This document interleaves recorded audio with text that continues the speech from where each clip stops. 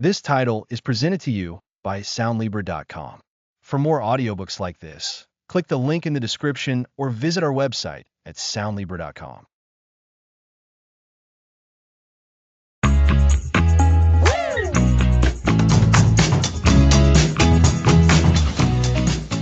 Welcome to the Memory Master, where we unlock the incredible power hidden within your own mind. And today, in our very first episode, we're diving into why memory is so fundamental to our lives and just how much potential you have to remember more. Before we dive in, a quick note. We'll be discussing cognitive health and wellness, but this is for educational purposes only and isn't medical advice. So definitely consult a professional for any health concerns. Great point. We're setting the stage today to help all our listeners who might be feeling a bit overwhelmed by all the information they have to take in every day, from work tasks to personal appointments to just remembering where they put their keys. Where do we even begin to build this improved memory? Absolutely, Lisa. The idea of having a bad memory is often something people accept as a fact. But what if I told you that's largely a myth? Your brain is an astonishingly powerful memory machine, and the techniques we'll explore in this series aren't about having a special gift, but about using proven strategies. That's exciting to hear, Alex. So we begin by understanding that memory isn't a single mystical ability? Exactly. It's a dynamic process involving encoding, storing, and retrieving information. Think of it like a library. Encoding is like writing the book and cataloging it. Storing is like putting it on the right shelf. And retrieval is finding that book again when you need it. Sometimes the book gets misfiled or the cataloging is messy, making it hard to find. That's often what people perceive as a bad memory. I like that library analogy. So, if the misfiling or messy cataloging is the problem, that means we can actually learn to organize our mental library better? Exactly. And that's the core promise of the Memory Master. We're going to learn how to be better librarians of our own minds. We'll start with fundamental principles. Today, we're setting the stage. We're going to demystify what memory truly is and build the excitement for the practical tools that are coming your way very soon. And why is memory so important in our everyday lives? Beyond just remembering birthdays, of course. Memory is foundational to literally everything we do. It's how we learn new skills, how we understand the world around us, how we build relationships, and how we form our sense of self. Imagine trying to navigate your day without remembering who you are, where you live, or how to do basic tasks. It's impossible. Our memories are the bedrock of our existence. It's easy to take it for granted, but when you put it like that, it's incredible. So, we're not talking about some complex neuroscience here, right? You mentioned simple techniques will be shared. That's the beauty of it.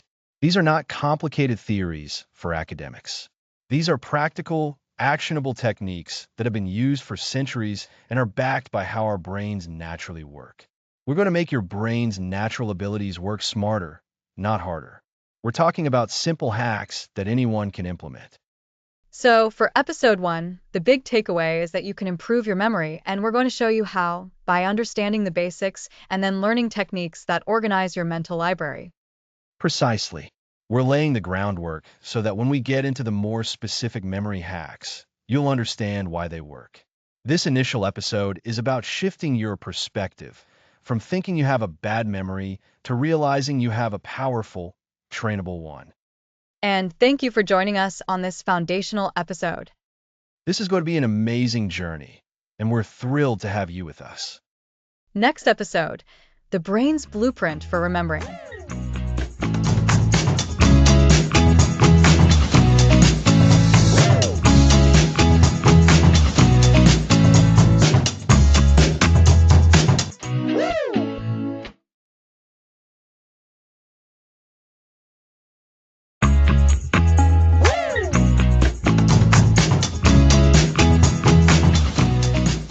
Welcome back. Last time we covered the power of the mind. Now let's tackle the brain's blueprint for remembering. That's right, Alex. Last episode was all about the excitement and the possibilities. This episode, we're getting a little bit scientific, but in a way that anyone can understand. We'll learn why memory techniques work by looking at how our brains are wired for remembering. Exactly. So let's start with the very first step, encoding. Think of encoding as the process of turning information we experience into a form that our brain can understand and store. It's like translating a foreign language into your native tongue. If you don't translate it properly, you won't be able to understand it later. So, if I'm trying to remember a grocery list, the act of reading those words is the first stage of encoding? Yes, but it's more than just reading. Encoding involves paying attention and processing the information. If you're reading your list while watching TV, you're not encoding it very effectively. Your brain needs to actively focus on the information to give it a good translation. This initial focus is crucial. That makes sense. So, active engagement is key to good encoding. What happens after the information is translated or encoded? The next stage is storage. This is where our brain holds onto that encoded information over time. Now, our brains aren't like a simple hard drive where data is just filed away neatly. Memory storage is much more dynamic and complex. It involves creating and strengthening connections between brain cells or neurons. Connections between neurons? Like little pathways being built? Precisely. Each memory, each piece of information you successfully encode, strengthens specific neural pathways. Think of it like walking a path in a forest. The more you walk that path, the clearer and easier it becomes to follow. Similarly, the more a neural pathway is used, the stronger and more accessible the memory becomes. So, the brain is constantly building and reinforcing these pathways based on what we learn and experience. That's a great way to put it. Now, these pathways aren't all stored in one single place. Your memories are distributed across different areas of your brain, and they're interconnected. When you recall a memory, your brain reactivates these specific patterns of neural activity. This is fascinating. So, we encode the information, strengthen the pathways, and then the memory is stored. But how do we actually get that information back out when we need it? That's the third key process, retrieval. This is the act of accessing stored information. It's like finding that well-trodden path in the forest again and following it back to where you want to go. Retrieval can be easy if the encoding and storage were strong and the pathway is clear. And it's hard if the path is overgrown, meaning the encoding or storage wasn't very good. Exactly. Retrieval can be influenced by many things, like how well the information was encoded, how strong the neural connections are, and even your current emotional state.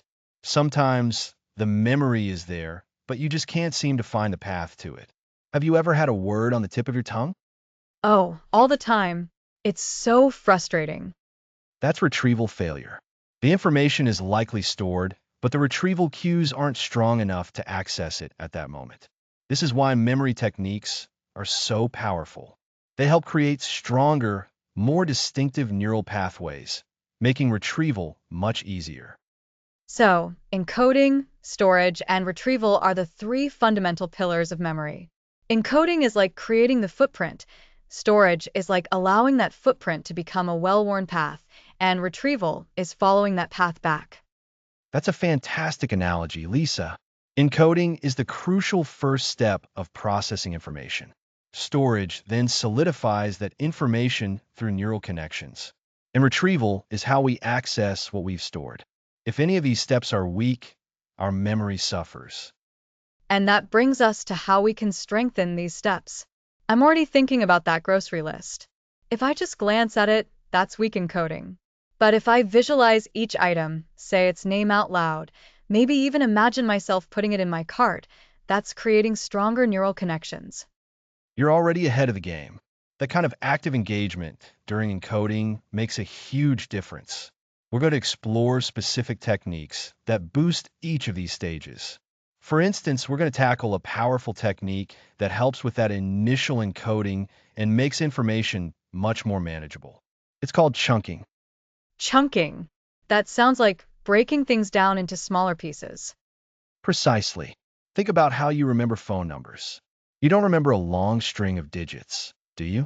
You break them into smaller, more manageable chunks, like the area code, then the next three digits, and then the last four. That's chunking in action. Yes, that's a perfect example. So, we've learned today that memory isn't just one thing. It's a process involving encoding, storage, and retrieval. Encoding translates experiences into brain language, storage builds neural pathways, and retrieval is accessing that information. And understanding this blueprint helps us see why techniques like chunking are so effective. Exactly. By understanding how our brain works, we can intentionally build better memory habits. Remember, stronger encoding leads to stronger storage, which in turn allows for easier retrieval. It's a continuous cycle of improvement. It really is. So, we've laid the groundwork for understanding the mechanics of memory. Next, we'll put some of this into practice with our first memory hack, chunking. Next episode, chunking it down, your first memory hack.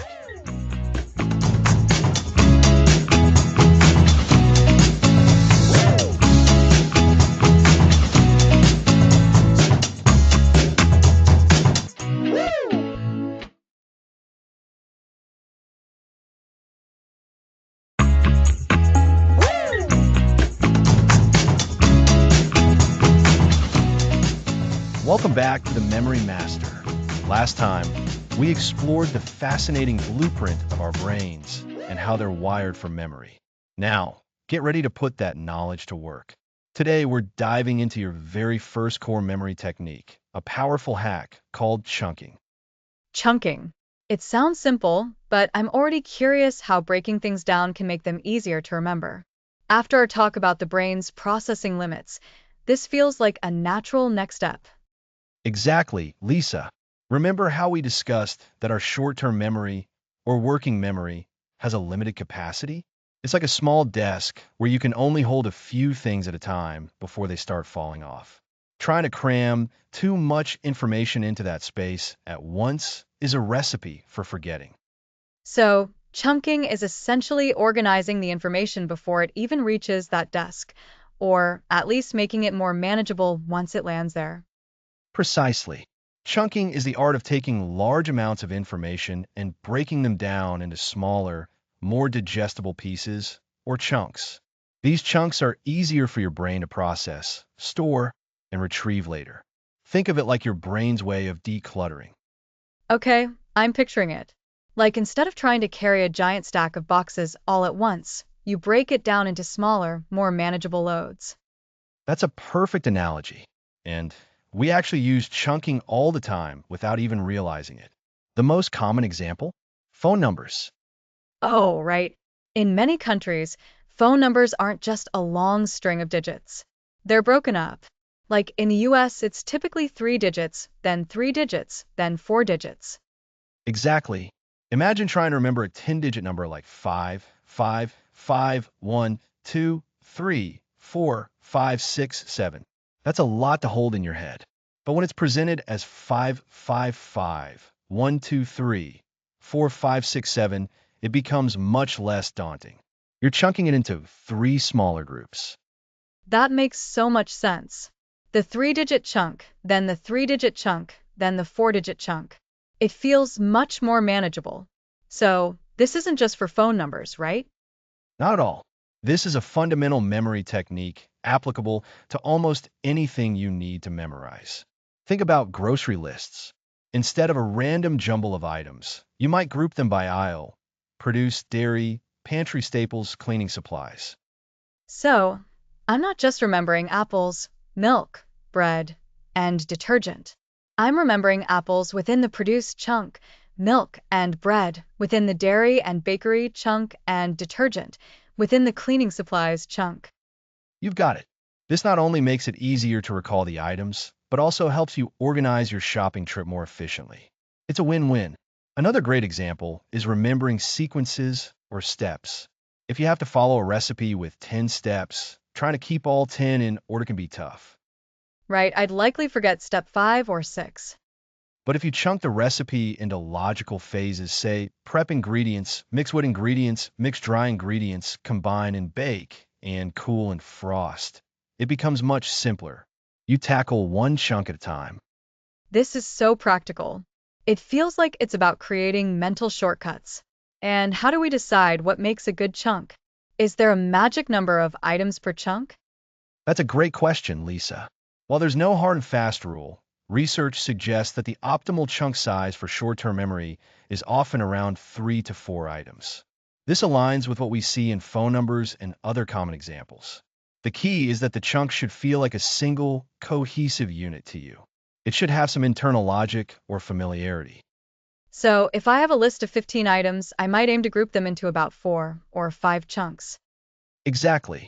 You create these smaller groups, and then you only need to remember those few groups rather than the entire original list. It dramatically reduces the cognitive load. We're reducing the number of things we need to hold in our working memory at any given moment. It's like we're compressing the information. Instead of remembering 15 individual pieces, we're remembering 5 or 6 container pieces, and within each container piece is a few of the original items. Perfectly said. And the beauty of chunking is that it's a foundational skill that sets the stage for more advanced memory techniques. For instance, as we move forward, we'll talk about visual encoding. When you chunk information, you can then create a vivid mental image for each chunk, making it even more memorable. Oh, I'm excited about that. So, the chunks act as building blocks for other memory strategies? Precisely. Chunking helps you make sense of the raw data. It organizes it into meaningful units that your brain can more easily latch onto. Think of it as preparing the soil before planting your memory seeds. The better prepared the soil, the better the seeds will grow. I love that. So, to recap for our listeners, chunking is about breaking down large pieces of information into smaller, more manageable groups. We see this everywhere, from phone numbers to grocery lists. The goal is to reduce the load on our short-term memory by creating these cohesive chunks, ideally of about 3 to 4 items. This makes information easier to process, store, and recall. That's a fantastic summary, Lisa. And the more you practice chunking, the more naturally it will start to happen. Your brain will begin to recognize patterns and create these groupings automatically. It's like learning to ride a bike. At first, it takes conscious effort, but soon it becomes second nature. I'm really looking forward to trying this consciously with things like my to-do lists and maybe even learning new people's names at meetings. That's the spirit. Chunking is your first memory superpower, and it's incredibly versatile. By understanding how to divide and conquer information, you've already taken a significant step towards remembering more effectively. This has been incredibly helpful, Alex. I feel like I've already learned a valuable, practical tool. Excellent. And that's exactly what we aim for here on the Memory Master. We want to equip you with techniques you can use immediately. Well, we've learned how to break things down. Next, we're going to explore how to make those chunks even stickier by using the power of your imagination. Get ready to paint some pictures in your mind because next episode, we'll be diving into visual encoding.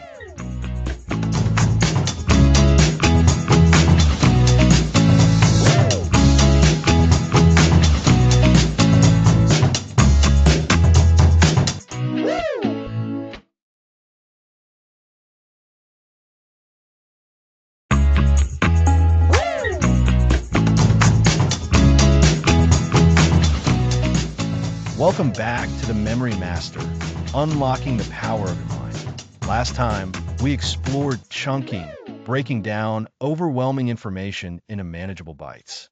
Today, we're shifting gears into visual encoding. Visual encoding. Sounds intriguing. If chunking is breaking things down, what does painting mental pictures involve? It's about harnessing imagination. Our brains are great at remembering images, especially unusual ones. Visual encoding transforms abstract information into concrete mental pictures, like creating a mental movie trailer for what you need to remember. A mental movie trailer. I can picture that. So, instead of just memorizing a list, we visualize them doing something together? Exactly. For a shopping list like milk, bread, and eggs, just hearing the words is forgettable. But imagine a giant, brightly colored carton of milk pouring an endless stream of bread onto enormous, wobbly eggs. That's pretty silly, right? Definitely silly. But I bet I'd remember that easier than just milk, bread, eggs. That's the core. Our brains notice novelty and strong sensory input. The more vivid, dynamic, or unusual your mental image, the more it sticks. We turn abstract concepts into something tangible we can see in our mind's eye. So it's not just seeing a static image, but creating a scene with action? Precisely. Static images are okay, but ones with action, interaction, or strong emotion are better. For the number 7, picturing a giant $7 bill is fine. But picture that bill on fire or 7 angry ducks chasing a businessman. That's much more memorable. The absurdity and emotion make it stick. I'm getting it. We're making the information more engaging for our brains. What about abstract things, like historical dates or scientific terms? That's where painting pictures really shines. We translate the abstract into the concrete. For the date 1066, the Battle of Hastings, we can create a visual. Picture a Saxon warrior with a long, wavy helmet, a Hastings helmet, throwing an arrow. Or imagine 10 Norman soldiers, each with a castle turret helmet, lined up in 6 neat rows, with a single, proud lion guarding the end. Okay, I'm seeing it. 10 Norman soldiers, 6 rows, then the lion. That's more engaging than just the numbers 1066. And that's the power of association. You're linking the numbers to a visual concept, then building a scene. Remember, making information engaging? This is a powerful way to do it, giving your brain a visual story to hold on to. So, to recap encoding so far, we learned to break information into smaller chunks, and now we're creating vivid mental images to make it memorable. Exactly. And you want images that are, first, vivid. Use strong colors and clear details. Second, exaggerated. Make them bigger, smaller, louder, faster, stranger than reality. Third, active. Have things happening in your mental image. Fourth, unusual or absurd. The odder, the better it sticks. And fifth, multisensory. If you can imagine the smell, sound, or feeling, it's even more powerful. Vivid, exaggerated, active, unusual, and multisensory. Those are great anchors for the qualities of a good memory image. Think of your mind like a photographer's darkroom. You're developing these mental images, making them come to life. The more effort you put into creating a detailed and unique image, the sharper and more permanent the memory will be. It's like etching information into your mind. And this visual encoding is a foundation for future techniques, right? It's not just a standalone trick. Absolutely. This skill of creating strong mental images directly supports our next technique, where we'll learn to associate new information with things we already know. Imagine building a robust mental framework. First, you break down raw materials, then create strong, distinctive visual representations. The next step is learning how to place and connect those representations.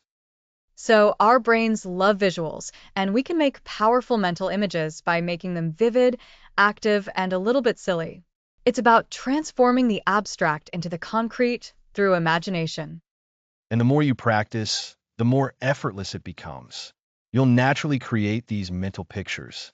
It's a skill that dramatically enhances your ability to recall information, from facts and figures to names and places. It's about making memory an adventure. An adventure in your own mind. I'm excited to see how we build on this next time. Me too. On our next episode, we'll explore how to make those sticky ideas by mastering the art of association. Next episode, Mastering Association.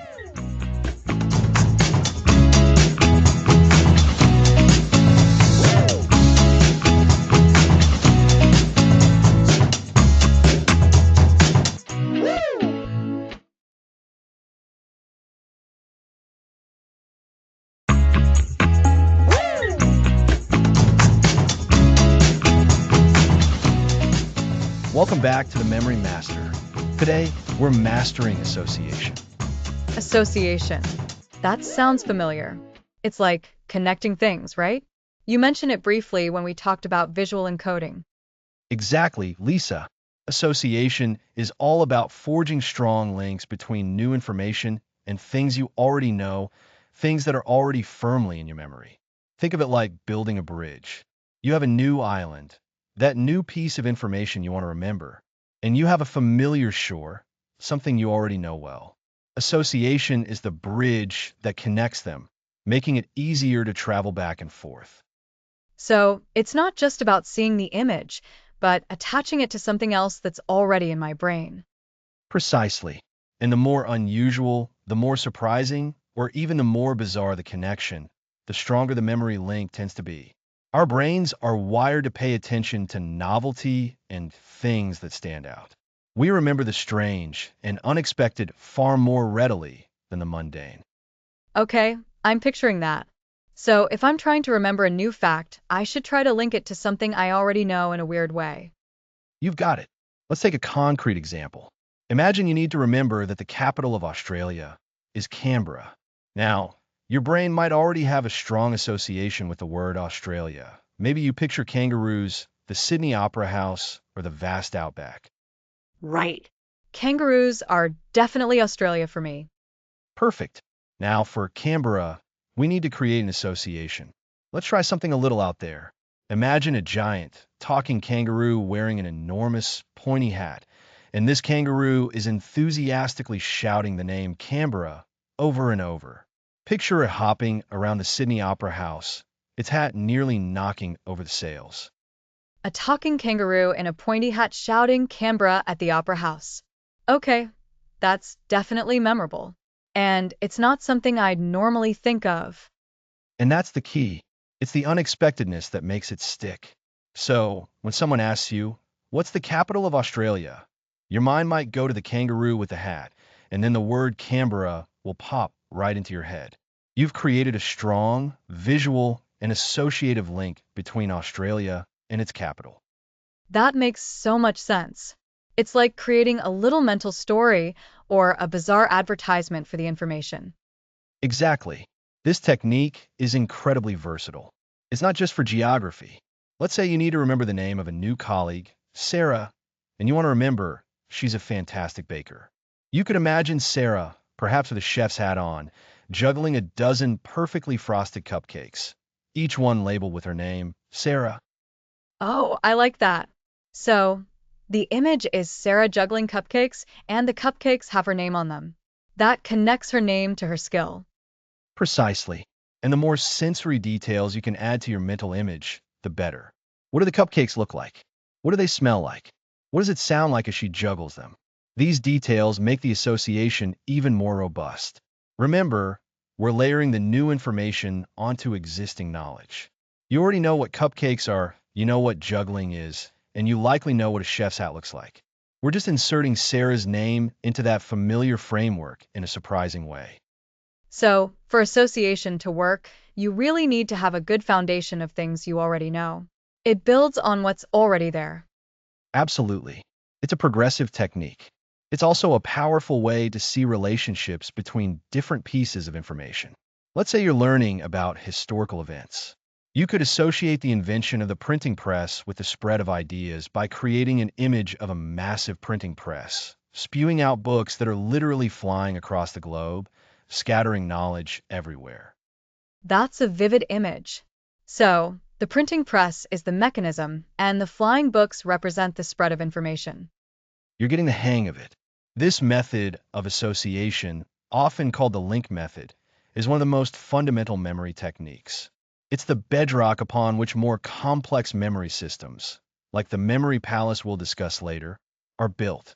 By consistently creating these strong, often quirky, links, you train your brain to make connections more readily.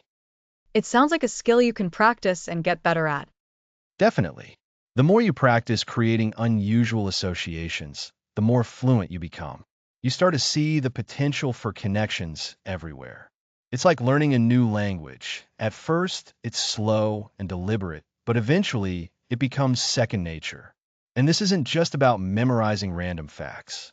It helps you understand concepts more deeply because you're actively engaging with the material and forcing your brain to do the work of connecting ideas. So, to recap for our listeners, association is about linking new information to something you already know. The more unusual, vivid, and sensory the link, the stronger the memory. We've used examples like a kangaroo shouting Canberra to remember Australia's capital, and Sarah juggling cupcakes to remember her name and baking skill. This technique builds on what you already have in your brain and helps you see relationships between ideas. That's a perfect summary, Lisa. Mastering association is like learning to make mental glue. You could take disparate pieces of information and stick them together in a way that's easy to recall. It makes new information stickier, more durable, and ultimately more useful. And it directly prepares us for our next episode, where we'll take this concept of organizing information and build an entire mental structure for it. Sounds exciting. So, what's coming up next? Next episode, the Memory Palace, your architectural mind.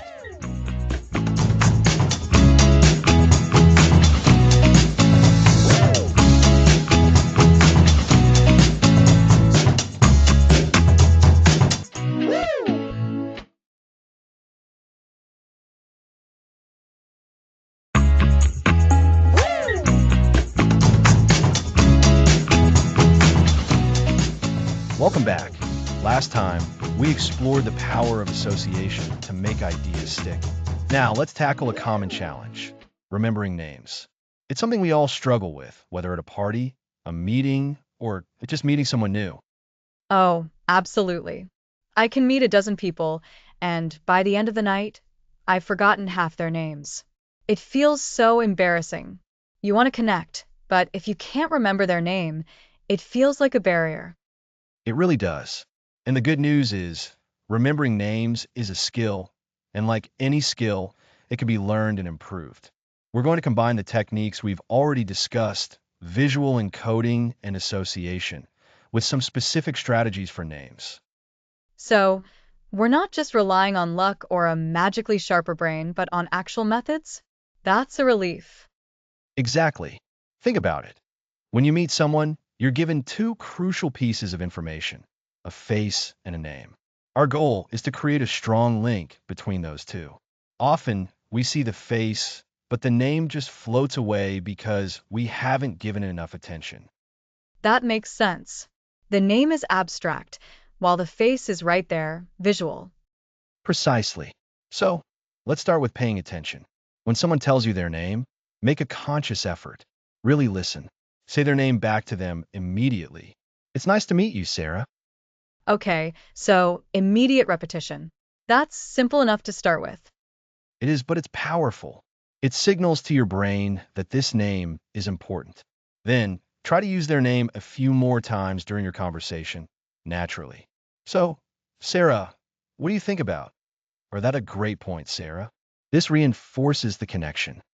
That's like a mini version of repetition we discussed earlier, but applied to names. You got it. Now, let's amp up the visual and association parts. This is where it gets fun. For each new person, try to create a vivid mental image that connects their face to their name. Okay, this sounds like the painting pictures technique. How does that work with names? Let's take an example. Imagine you meet a man named Bob. What does Bob make you think of? A bobcat? Or maybe a bowl of cereal. Perfect. So, picture Bob, the man you just met, with a furry bobcat sitting on his shoulder. Or picture him juggling colorful bowls of cereal. The more unusual, the more memorable. You're associating the visual of Bob's face with the visual of a bobcat or cereal bowls. Wow, that's definitely distinct. I don't think I'd forget someone with a bobcat on their shoulder. And that's the point. The sillier or more vivid, the better. What if you meet someone named Rose? Oh, that's easy. I'd picture her with a beautiful red rose, maybe one she's holding or has in her hair. Exactly. Or maybe she smells like roses. You create a sensory link. What about a name like Baker? I'd picture them wearing a baker's hat and apron, maybe holding a fresh loaf of bread. Fantastic. You're already doing it. You're linking their features to a characteristic or image associated with their name. If the name sounds like something else, like Taylor, you might picture them tailoring a suit. If it's a common name like John, you might have to get more creative. Can you think of anything unusual associated with John? Maybe a toilet? Because of Johnny on the spot? That's a bit crude. It might be crude, but it's memorable. Or maybe you picture him with a big, booming voice like a town crier, a John of all trades. The key is for the association to be meaningful and vivid to you. So it's about finding a strong hook, something that immediately pops into your head when you hear the name or see the face. Precisely. This is about building a robust mental connection. And it works even better if you can link it to a distinctive feature of their face. If someone named Stone has a very strong jawline, you can picture their jawline being as hard and unyielding as a stone. Okay, so we're listening, repeating, using the name, and then creating a strong, often quirky, visual association between their face and their name. What if the name is difficult to pronounce or spell? That's a great question, Lisa. For difficult names, the first step is to politely ask them to repeat it or even spell it for you. Would you mind spelling that for me? I want to make sure I get it right. Most people are happy to do that. Then you can try to sound it out mentally or see if it sounds like another word you know. For example, if you meet someone named Chandra, you might associate it with chandelier. Ah, so it's building on the sound of the name itself. Yes. And if you meet multiple people in one go, like at a networking event, it can be overwhelming. In those situations, I recommend a strategy of immediate review. As soon as you can, step away for a moment, maybe a quick trip to the restroom or grab a drink, and mentally run through the names of everyone you just met, linking them to their faces and your associations. That's like a mini debriefing. So you're not just trying to remember them in the moment, but you're actively reinforcing them shortly after. Exactly. It's about building multiple pathways to recall. The more connections you make, the stronger the memory. Remember when we talked about memory champions? They aren't born with perfect recall. They use these very principles, but often with much more elaborate systems. And we're about to explore one of those highly elaborate systems. We are. But before we get there, let's recap the key strategies for conquering social memory or remembering names. First, pay attention and actively listen when someone introduces themselves. Second, say the name back and use it a few times in conversation. Third, create a vivid, often unusual, mental image to link their face with their name. And fourth, use quick review and repetition soon after meeting someone. So it's about being present, actively engaging with the name, and then using our imagination to forge a strong, sticky connection. It sounds like with a little practice, this could really change how I interact in social or professional settings. I won't have to feel that awkwardness anymore. Precisely. It builds confidence and shows respect for the people you're meeting. And these principles of association and vivid imagery are foundational for the ultimate memory tool we'll be exploring next week. Oh, I can't wait. Next episode, the Memory Palace, your architectural mind.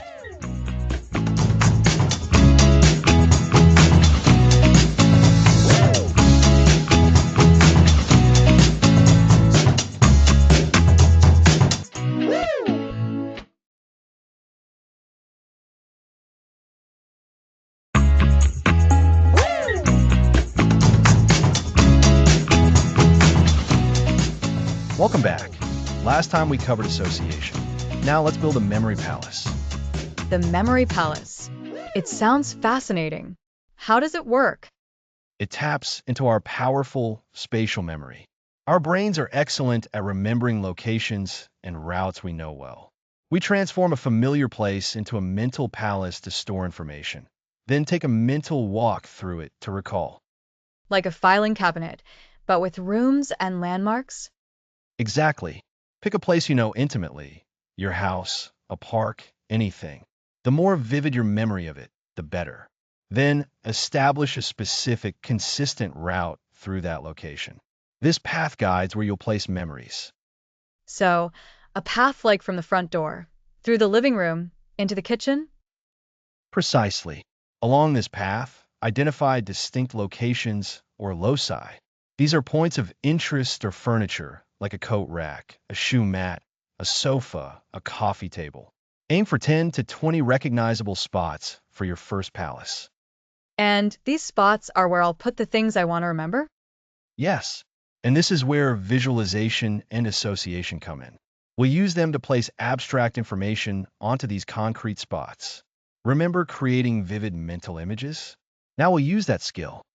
So, if I want to remember milk for a grocery list, I'd imagine a crazy image at the first locus, say the coat rack. Absolutely. Picture a gallon of milk exploding, drenching the coat rack and all the coats. Make it outlandish. The more unusual, the more memorable. Exploding milk on the coat rack. I can definitely picture that. So, for bread, the next item, at the shoe mat, I'd create another wild image. You've got it. Imagine a giant loaf of bread doing the tango with the shoe mat, or the mat itself made of bread slices. Engage your senses for a stronger memory. So, the steps are 1. Choose a familiar location. 2. Define a clear route. 3. Identify distinct loci along the route. 4. Create vivid, unusual mental images of items and place them at each locus. Perfect summary, Lisa. You're building a mental storyboard. To recall, just take that mental walk through your palace. The exploding milk reminds you of milk. The dancing bread reminds you of bread. It sounds so intuitive and powerful using our natural spatial memory. It truly is versatile. It worked for lists, facts, speeches, languages, exams, nearly anything. The items you need to remember become vivid images linked to specific places in your mind. So, a familiar space, a defined path, specific spots, and wildly imaginative images linking information to those spots. It's like a personalized 3D mind infographic. A perfect way to put it. Practice makes this faster and stronger. We'll explore populating your palace further in the next episode with more advanced placement techniques.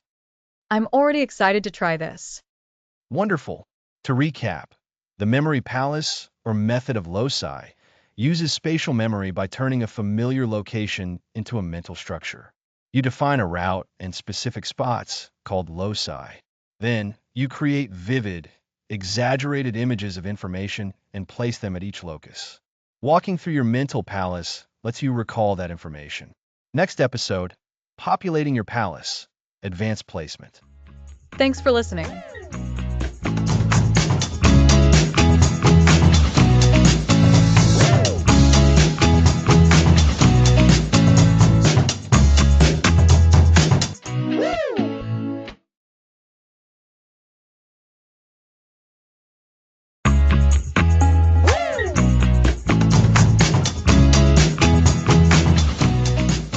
Welcome back.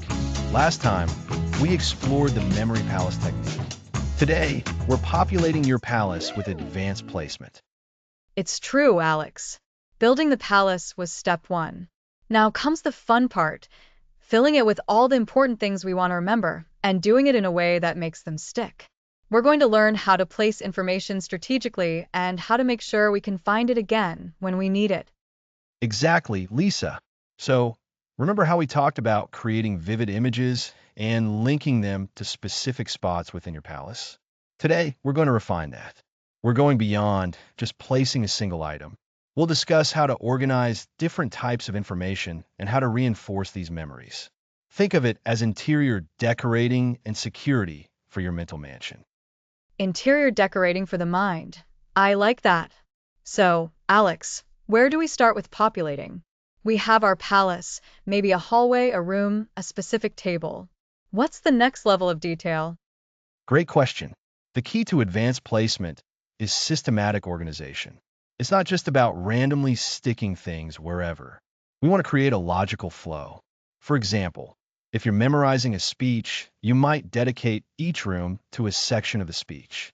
The entrance could be your introduction, the next room your first main point, and so on. Okay, so each room or area in the palace represents a specific topic or a part of a larger list. That makes sense. Imagine walking through your house, and each room is dedicated to a different subject, like the kitchen for cooking, the bedroom for sleep-related items. Precisely. And within each room, you can use specific locations, a shelf, a drawer, a painting on the wall, to represent individual pieces of information. The more specific you are, the easier it is to recall. This is what we call progressive addition. You start with a broader category and then drill down into specifics. Progressive addition. So, if I'm memorizing a grocery list, for instance, my kitchen room might be the general theme. Then a shelf could be for dairy, with a specific jug of milk representing milk, a block of cheese for cheese, and so on. You got it. And to make it even more robust, we often use what's called multi-sensory encoding. This means engaging more than just sight. When you place an image in your mind, try to imbue it with other senses. What does it smell like? What does it sound like? What does it feel like? Oh, that's powerful. So, if I imagine that jug of milk on the shelf, I could also imagine the cold condensation on the jug, the slight sloshing sound as I move it, maybe even the faint scent of milk. That definitely makes it more real. Absolutely. The more sensory details you attach, the richer and more memorable the experience becomes. Think about your most vivid memories. They're often rich with sensory input, aren't they? They really are. I can instantly recall the smell of my grandmother's baking or the feeling of sand between my toes on a beach. Those sensory details are like powerful anchors. Exactly. These sensory anchors make your mental images more robust and less likely to fade. Now, another advanced technique for populating your palace is clustering. This is about grouping related items together. If you have a list of historical dates, cluster them by era or by significant events. Clustering. So, instead of having dates scattered all over, I'd group the Renaissance dates in one section of my palace and the Roman Empire dates in another. That way, when I think of the Renaissance, I naturally access all the related dates. You've hit the nail on the head. This prevents overwhelm and creates logical pathways for retrieval. Now, we've talked about placing the information, but what happens when you visit your palace later and some items are a bit fuzzy? This is where reinforcement comes in, and it's crucial for long-term retention. The maintenance work for our mental real estate. What does reinforcement involve? It involves revisiting your memory palace and, specifically, the locations where you placed information. When you're reviewing, don't just glance. Actively engage with the images. Imagine walking through the palace and interacting with your placed items. Ask yourself questions about them. So, it's like going back to that shelf with the milk and cheese. Instead of just seeing it, I'd take the milk out, perhaps imagine pouring it, and then put it back. That active engagement is the reinforcement? Precisely. And to make this even more effective, we use a method called spaced review. This isn't about cramming all at once. It's about revisiting your information at increasing intervals. You might review a set of memories after a day, then a few days later, then a week later, and so on. Spaced review. This fights against that natural forgetting curve we tend to experience. It makes the memories more resilient. That's exactly its purpose, Lisa. By revisiting information just as you're about to forget it, you strengthen the neural pathways associated with that memory. It's like walking a path in the woods repeatedly. The more you walk it, the clearer and more defined it becomes. This methodical approach to populating and reinforcing your memory palace is what transforms it from a temporary storage unit into a permanent, accessible library. So, to recap what we've learned today, we're using systematic organization like dedicating rooms to topics and progressive addition within those spaces. We're enhancing our memory images with multisensory encoding to make them more vivid. We're also clustering related information together for easier access and, crucially, we're implementing reinforcement through spaced review to ensure our memories last. It's about building our mental architecture and then making sure everything inside is secure, organized, and easily found. You've summarized it brilliantly, Lisa. This systematic approach, combining placement and reinforcement, is the art and science of truly mastering your memory. By populating your palace with intention and care, you're building a cognitive tool that can serve you for a lifetime. It's incredible to think about the potential we're unlocking. This episode, Populating Your Palace, Advanced Placement, has given us concrete strategies to make our memory palaces not just structures, but dynamic, information-rich environments. Indeed. And next time, We'll be moving from placing information into our palaces to ensuring we can pull it out effectively, exploring the powerful technique of active recall. Next episode, Active Recall, Testing Yourself Smarter.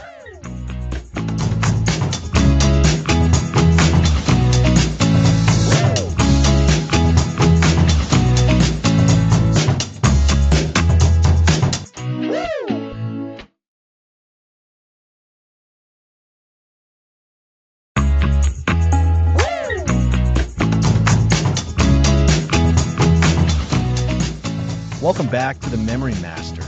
Last time, we built our incredible memory palaces and learned how to populate them with vivid images.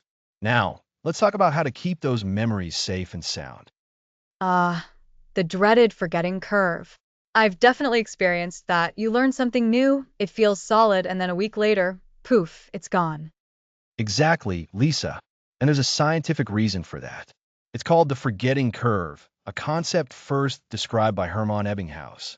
He found that we forget information rapidly at first, and then the rate of forgetting slows down over time. Think of it like sliding down a gentle hill. You start faster, but the descent becomes less steep as time passes. So, if we don't actively do something, that information just naturally disappears? Pretty much. Our brains prioritize what's recent and frequently used. Older, less accessed memories get put aside, and if we don't retrieve them, they can become very hard to recall. But here's the exciting part. We have a powerful tool to fight this. It's called spaced repetition. Spaced repetition. That sounds promising. How does it work? Spaced repetition is a learning technique where you review information at increasing intervals. Instead of trying to cram everything at once, you revisit the material just as you're starting to forget it. Each time you successfully recall the information, your brain strengthens that memory, and the next time you need to review it, that interval can be longer. So, you're not just reviewing it once, you're strategically revisiting it over time. That makes sense. It's like tending to a garden. You don't just plant a seed and walk away. You water it, weed around it, and give it sunlight as needed to help it grow strong. That's a fantastic analogy, Lisa. Think about a new word you learn. You might review it a day later. If you remember it, you might wait 3 days to review it again. Then if it's still fresh, you might wait a week, then 2 weeks, then a month, and so on. Each successful recall pushes further into your long-term memory. And this is where our memory palaces become incredibly powerful, right? Because we've already encoded that information visually within a familiar space. Spaced repetition is the mechanism that prevents us from forgetting where we put that valuable item in our palace. Precisely. When you use spaced repetition with your memory palaces, you're not just looking at a list of facts. You're revisiting a specific location in your palace and recalling the vivid image you placed there. This dual reinforcement, the visual cue in the palace and the timed retrieval, makes the memory incredibly robust. So, it's about timing, not just repetition. If I review something too soon, I'm not being efficient with my time. If I wait too long, the information might be lost. How do we find that sweet spot? That's the art and science of it. For many facts or concepts, an initial review might be within 24 hours. The next review could be after 3 to 4 days, then a week, then 2 weeks, then a month. The exact intervals can be adjusted based on how difficult the information is for you to recall. The key is to review just before you would forget it. Are there tools that can help us with this timing? It sounds difficult to manage manually for everything we want to learn. Absolutely. There are many digital flashcard applications and software programs designed specifically for spaced repetition. You enter the information, perhaps a fact, a historical date, a vocabulary word, or even a key point from a lecture, and the system schedules your reviews. If you mark a card as easy, it will show up less frequently. If you mark it as hard, it will appear sooner. That sounds incredibly useful. So, you're essentially creating a personalized review schedule based on how well you're retaining each piece of information. Exactly. And this isn't just for abstract facts. Spaced repetition is phenomenal for learning skills, too. For example, if you're learning a new language, You'd review vocabulary and grammar at these increasing intervals. If you're learning a musical instrument, you might practice a particular passage or technique more frequently if you're struggling, and less frequently once you've mastered it. This is truly a game changer compared to the all-nighters I used to pull in college. Instead of trying to cram months of material into a few days, I could have been using spaced repetition all along. That's the power of understanding how our memory works. By working with your brain's natural tendencies rather than against them, you can learn more effectively and retain information for much longer. It's about smart, consistent effort over time. So, to recap for our listeners, the forgetting curve is our natural tendency to forget information over time, especially rapidly at first. Spaced repetition is our defense against this. We review information at increasing intervals, strengthening the memory each time and pushing it deeper into long-term storage. This works synergistically with our memory palaces, allowing us to recall specific details from our mental architecture. You got it, Lisa. It's about making those memories stick. By strategically revisiting what you've learned, just as it's about to fade, you tell your brain, this is important. Keep this information. It's a principle that has revolutionized how people learn languages, master complex subjects, and recall crucial details for exams or professional life. It also means that the effort we put into building our memory palaces in previous episodes isn't wasted. Spaced repetition is the key to unlocking and maintaining access to all those treasures we've stored within them. Indeed, it's the perfect follow-up. We build the storage, and spaced repetition ensures we can find what we need when we need it years down the line. Fantastic. So, we've got our memory palaces, and now we have spaced repetition to keep our memories sharp. What's next on our journey to becoming memory masters? Next time, we're going to explore another powerful technique for solidifying memories, active recall. It's all about testing yourself in a way that makes you truly engage with the material. Ooh, testing yourself better. I like the sound of that. It's incredibly effective. Thanks for listening.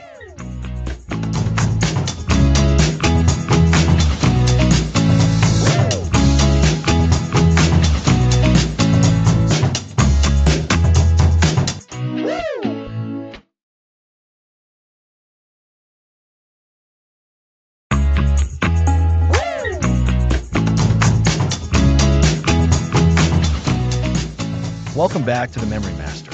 Last time, we dove deep into spaced repetition, learning how to review information at optimal intervals to combat the dreaded forgetting curve. Today, we're building on that with a technique that's incredibly powerful for making those memories truly stick: active recall. Active recall.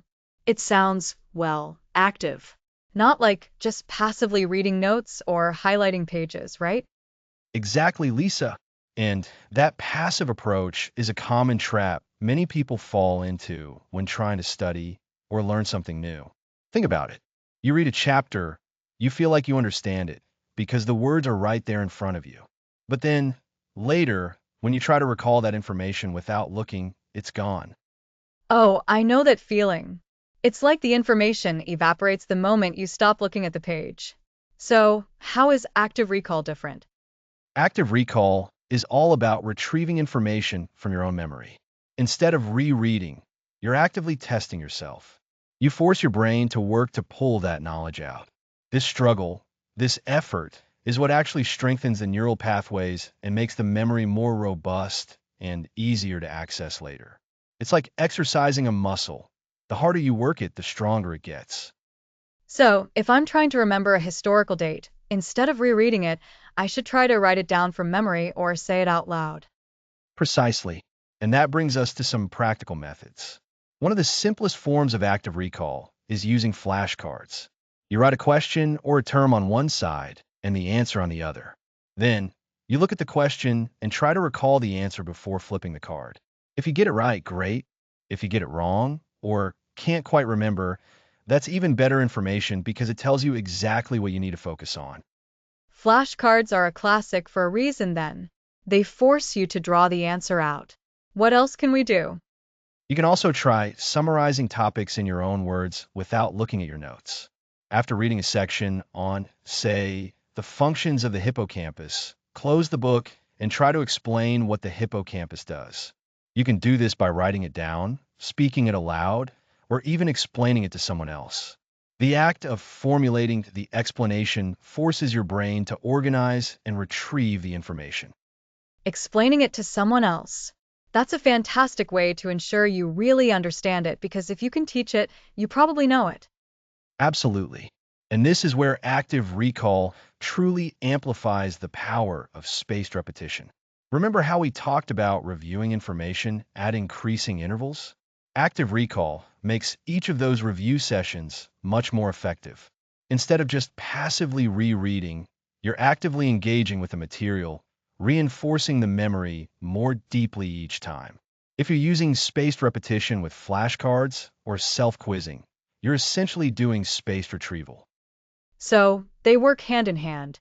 Spaced repetition tells you when to review, and active recall tells you how to review effectively. That's a perfect summary, Lisa. And this applies directly to our memory palace technique as well. Remember when we populated our palaces with vivid images and stories? Active recall is how we solidify those entries. Instead of just looking at your palace and thinking, yes, I remember the image of the apple in the first peg, you should actively retrieve the information associated with that apple. Ah, so when I visit my palace, I shouldn't just glance at the images. I should actively try to recall the name, the fact, the concept that the image represents. Exactly. For instance, if an image of a roaring lion represents the concept of audacity, you would deliberately prompt yourself, what does the lion represent? And then you retrieve audacity from your memory. This active retrieval for each item in your palace strengthens its connection to the associated memory. It's like walking through your palace and asking each resident to state their name and purpose. That mental interrogation of your own memory palace residence sounds much more powerful than just a casual stroll through. It really is. And the more you do this, the harder it becomes to forget. Your brain starts to see these retrieved memories as important and frequently used, so it prioritizes keeping them easily accessible. It's a powerful feedback loop. So, to recap, active recall is about consciously retrieving information from your memory rather than passively rereading. Techniques like flashcards and self-quizzing force this retrieval, which strengthens memory. And when combined with spaced repetition and the memory palace, it makes our learned information incredibly robust and resistant to forgetting. You've got it. This isn't just about memorizing facts. It's about building lasting knowledge. The deliberate effort involved in active recall makes your learning process more efficient and your memories more durable. So, for your next learning session, challenge yourself. Put away the highlighter and pick up the quiz. Test yourself, retrieve that information, and watch your memory power grow. Great advice. So, for anyone listening, try to actively test yourself on something you've learned recently, whether it's for this podcast, your studies, or work. Indeed. And that's all the time we have for today on active recall. It's a foundational technique for anyone looking to truly master their memory. Next episode, memory for skills and procedures.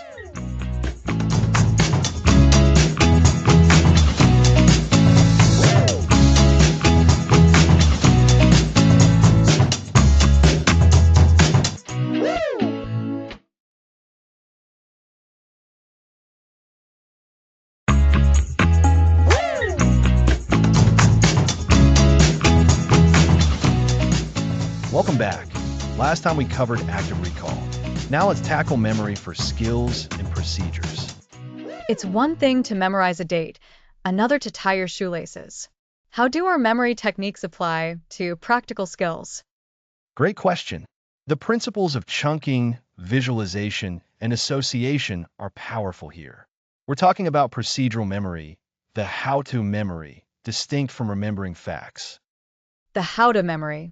So, it's about executing an action. Think about learning to cook. Memorizing ingredients is declarative, but the chopping and stirring is procedural memory. Exactly. Procedural memory is built through repetition. When you first learn, it's slow and deliberate. Remember learning to type and having a look at the keyboard? Oh, yes. My fingers felt disconnected. I had to consciously find each letter. And now you type without thinking. Your fingers just know where to go. That's procedural memory. Your intention becomes automatic muscle movements.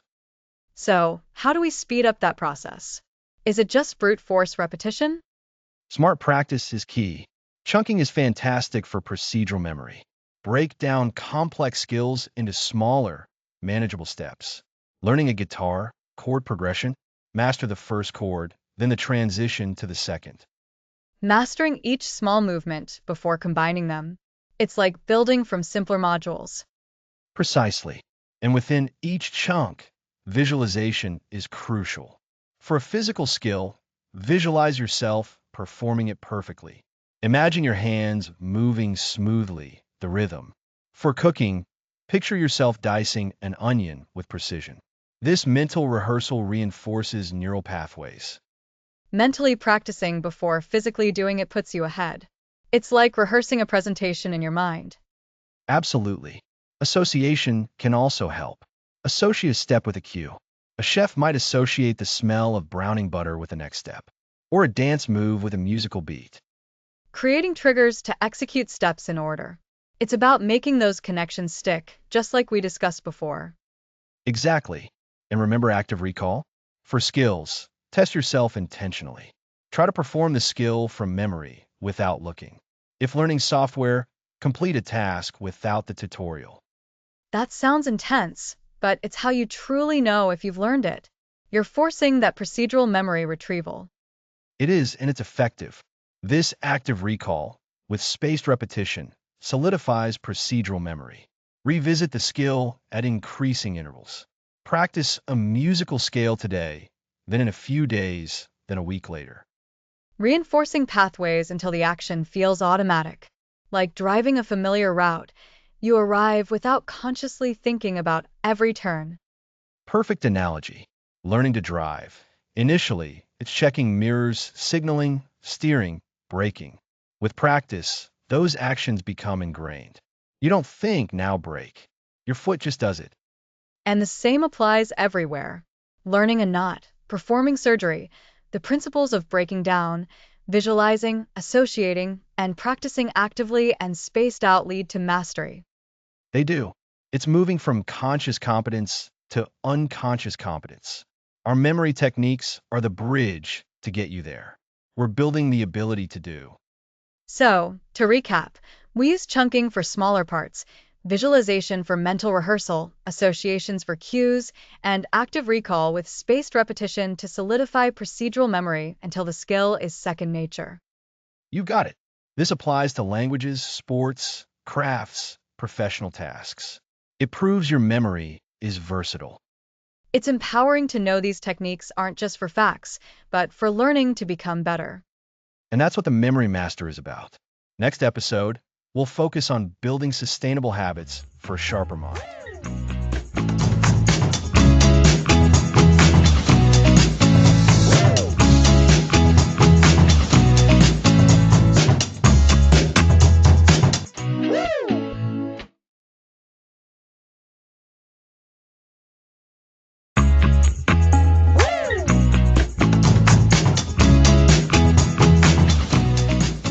Welcome back to the Memory Master.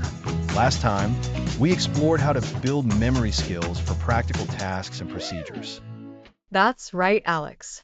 We learned it's not just memorizing facts, but embedding actions into our routines. It showed how versatile our memory can be. And now, it's time to focus on keeping our minds sharp daily. We've armed you with a toolkit of techniques.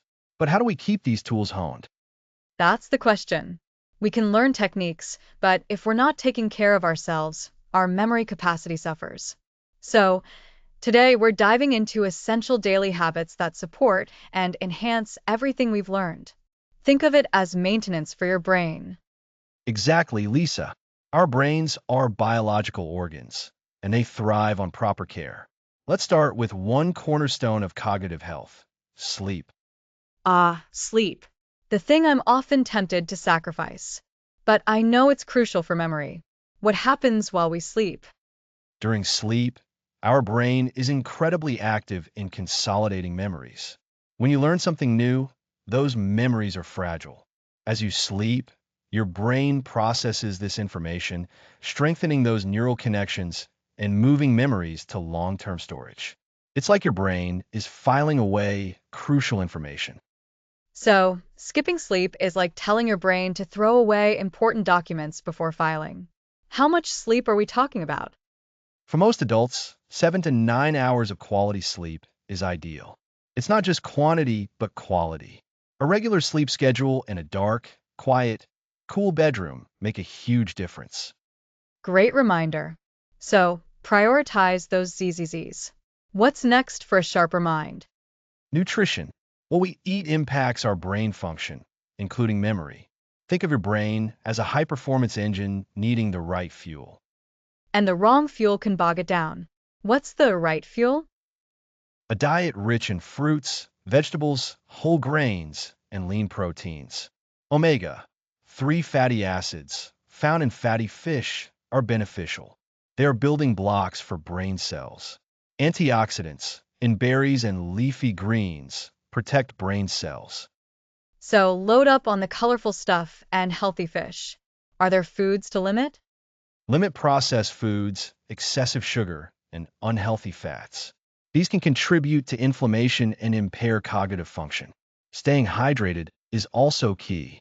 Even mild dehydration affects concentration and memory. Keep that water bottle handy. Hydration and good food, simple, yet powerful. What about physical activity? How does it tie into memory? Physical exercise is incredibly powerful for memory. You increase blood flow to the brain, bringing more oxygen and nutrients. Exercise also promotes new neuron growth, especially in the hippocampus, critical for learning and memory. So, exercise builds a better brain, not just muscles.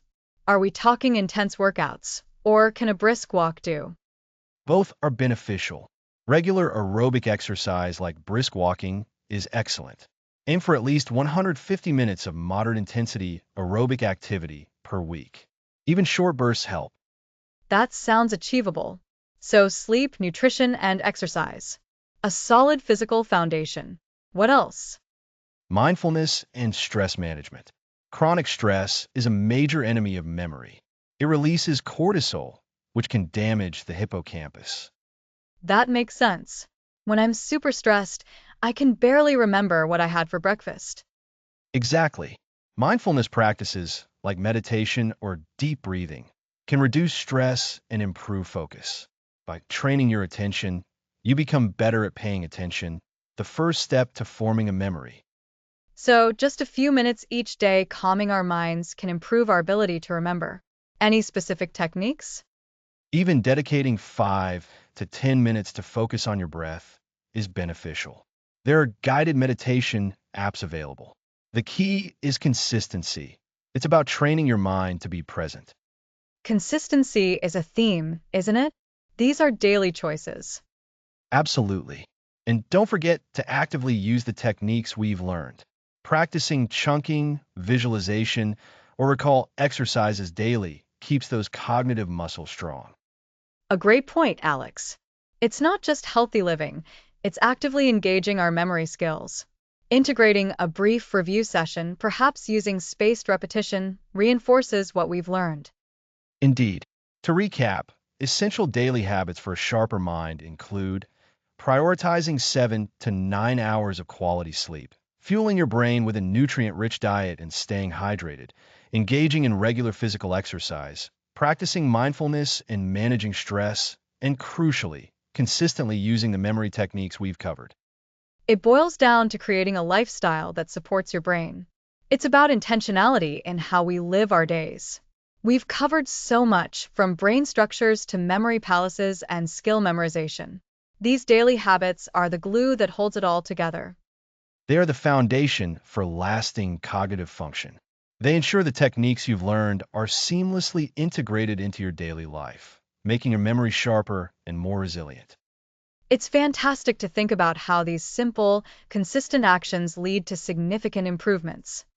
And with that, we've reached the penultimate episode of the Memory Master. In our next and final episode, we'll be putting it all together, looking at how to weave all these techniques into real-world mastery. It's about truly becoming a memory master in every aspect of your life. Next episode, Real-World Mastery, putting it all together.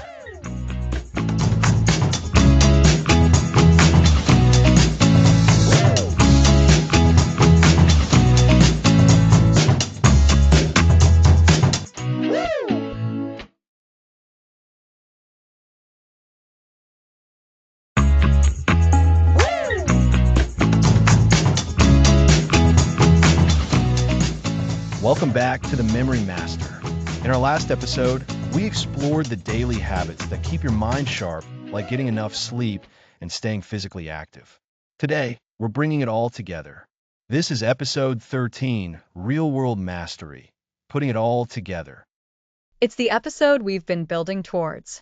We've learned so many techniques, from chunking and visual encoding to the memory palace and spaced repetition. But how do we actually use them in our everyday lives, when things get a bit more complex than memorizing a grocery list? Exactly. Today, we're going to dive into real-world scenarios. We'll show you how to seamlessly weave these powerful memory tools into everything you do, whether it's learning a new skill, preparing for an important meeting, or even just remembering people's names at a party. Think of this as your integration training. So, no more isolated techniques? We're talking about the symphony of memory. Precisely. Let's start with a common challenge, learning something new and complex. Imagine you're starting a new career and need to grasp a lot of information quickly. How would you approach that, using what we've learned? Okay, first I'd remember what we discussed about chunking. I wouldn't try to swallow a whole textbook. I'd break down the information into smaller, manageable pieces. Like if it's a new software system, I'd focus on one module at a time. Excellent start. And once you have those smaller chunks, what's the next step to make sure they stick? Visual encoding and association. I'd try to create vivid mental images for each chunk. For example, if I need to remember a sequence of steps in a process, I might imagine a funny or memorable scene that represents each step. The more absurd, the better. Perfect. You're already combining techniques. Now, where does the memory palace come in for this scenario? The memory palace. I would use my established memory palace or create a new one specifically for this new job. I take those vivid mental images for each chunk of information and place them strategically in different locations within my palace. This gives the information a structured home. So, you're not just memorizing facts, you're organizing them in a way that makes sense to your brain. The palace provides the structure, and the vivid images make each piece of information memorable. Exactly. Now, let's think about something else, preparing for a presentation or a big meeting. You need to recall key points, data, and arguments. This is where active recall and spaced repetition become your best friends. Right. Instead of just rereading my notes, I would use active recall. I'd pause and ask myself, what were the three main benefits of this new campaign? Or what are the key statistics I need to present? This forces my brain to retrieve the information. And how do you make sure that retrieval practice is effective over time? Spaced repetition. I'd schedule times to actively recall the information, starting with shorter intervals and gradually increasing them. Maybe I review the key points today, then again in 2 days, then in a week. This fights off that natural forgetting curve. So, even for something like public speaking, where you want to sound natural and not like you're reading a script, these techniques are invaluable. You're not just memorizing words, you're internalizing the core ideas and arguments, so you can speak about them confidently. Absolutely. Let's consider another common scenario, meeting new people at networking events or parties. We discussed naming names, but how can we really solidify those memories when we're meeting dozens of people? This is where I'd combine several techniques. First, active listening and really focusing on the person. Then, using association. Connect their name to a prominent feature or something they say. If I meet a Mark, I might picture him with a shiny red mark on his nose. And if he mentions he's an architect, I'd associate that with the name. Great. and if you were really trying to impress or remember a group of people for a specific purpose. I might use a mini memory palace for the event. As I meet people, I place them in specific spots at a location I imagine for the event, like a lobby or a room. I'd link their name and a key piece of information about them to that spot.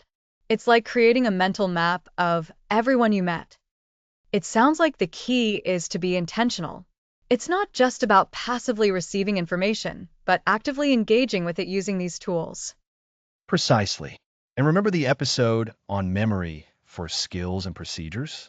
Applying those techniques in the real world means breaking down the skill, practicing mentally with visualization, and then reinforcing with physical practice, using spaced repetition to master the movements. Think of learning a musical instrument or a new sport. So, in essence, we're moving from mastering individual techniques to integrating them into a comprehensive system for learning and remembering. Each technique supports the others. Chunking breaks down complexity. Visual encoding and association make those chunks memorable. The memory palace organizes them. Active recall retrieves them, and spaced repetition solidifies them. That's a fantastic summary, Lisa. It's about creating a personal, adaptable memory system. You might use a memory palace for learning academic subjects, but rely more heavily on association and active recall for social situations or business meetings. The goal is fluency. Fluency. I like that. It means these techniques become second nature. You don't even have to consciously think, now I need to chunk this. It just happens because you've practiced it so much. Exactly. And the more you practice this integration, the more confident you'll become in your ability to learn, remember, and recall information whenever you need it. It's about empowering yourself with the full potential of your mind. It's exciting to think about applying all of this. It feels like we've gone from learning the alphabet to writing a novel. And that's the journey we've been on.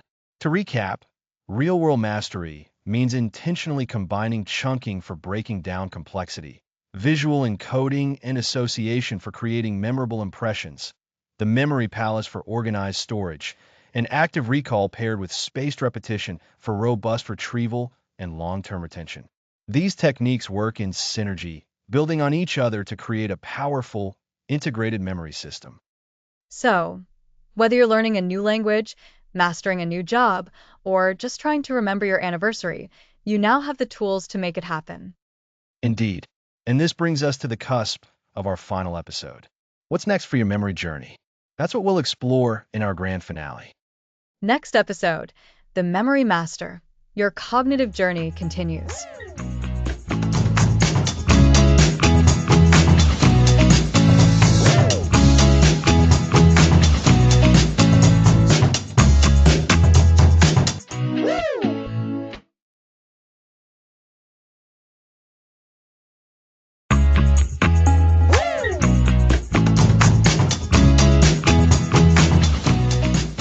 Welcome back to The Memory Master, the podcast dedicated to unlocking the incredible power of your mind. This is our final episode. And what a journey it's been, Alex. We've gone from the very basics of how our brains store information to some truly advanced memory techniques. Absolutely, Lisa.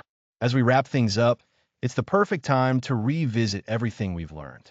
Think of this as the ultimate memory recap, a chance to consolidate all the powerful tools we've explored. So, let's start at the beginning. Remember our discussion on how our brains store information? We learned that our brains are not static. They're incredibly adaptable. This is the fundamental truth that underpins everything. That memory is a skill, not just something you're born with. That's right. And if our brains can change, we can definitely improve our ability to remember. Then you introduced us to the magic of chunking. We learned that breaking large pieces of information into smaller, manageable chunks like phone numbers or long lists makes them so much easier for our brains to process and store. Precisely. Chunking is a foundational trick. And from there, we dove into the visual world. We discovered how creating vivid, unusual mental images for the things we want to remember makes them far more memorable. Your brain loves a good story. A weird and wonderful picture is a story it won't forget. Oh, I love that one. And mastering association built on that perfectly. We learn to link new information to things we already know. Think of it like adding a new piece of information as a hook, attaching it firmly to something already in your mental filing cabinet.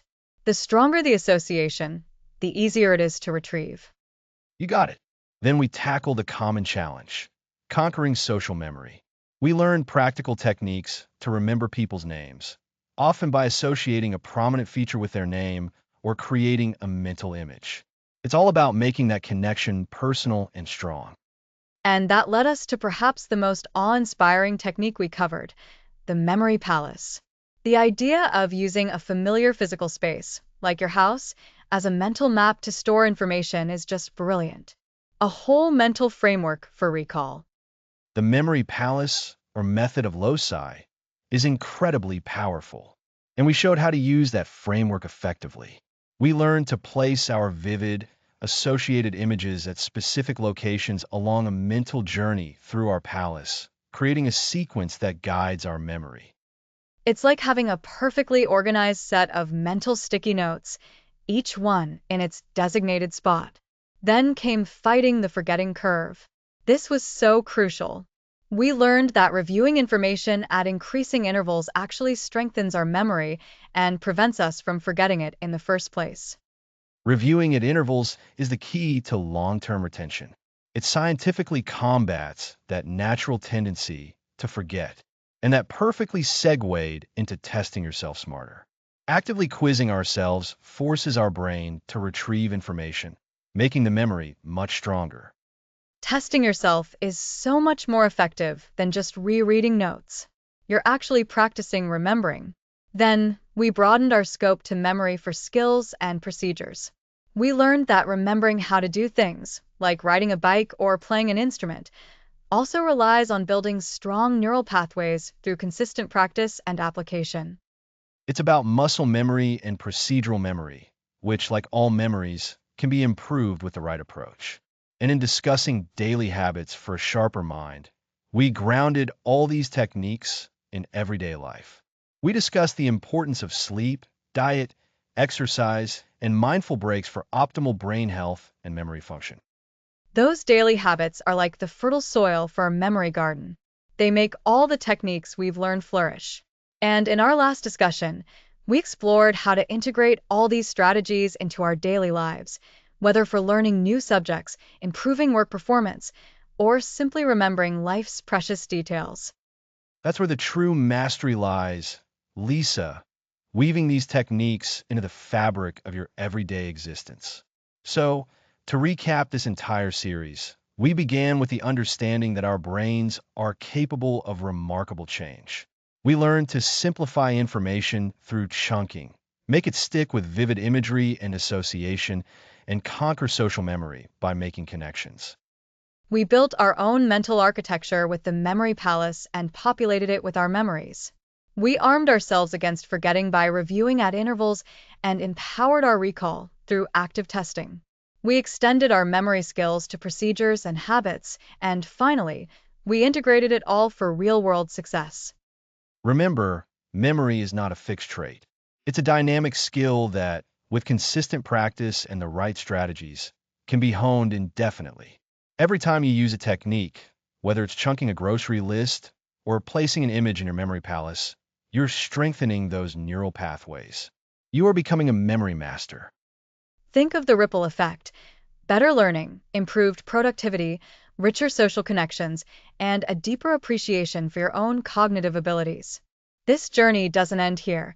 It's just the beginning of a lifelong commitment to a sharper, more capable mind. So keep practicing, keep challenging your brain, keep building those mental palaces and painting those vivid pictures. The power to remember more is absolutely within your reach, and it's a power that will serve you in every aspect of your life. It's been an absolute pleasure guiding you through this series. Continue to explore, experiment, and most importantly, remember. Thank you, sincerely, for joining us on the Memory Master. We're thrilled to have been a part of your cognitive journey. Thanks for listening to the series.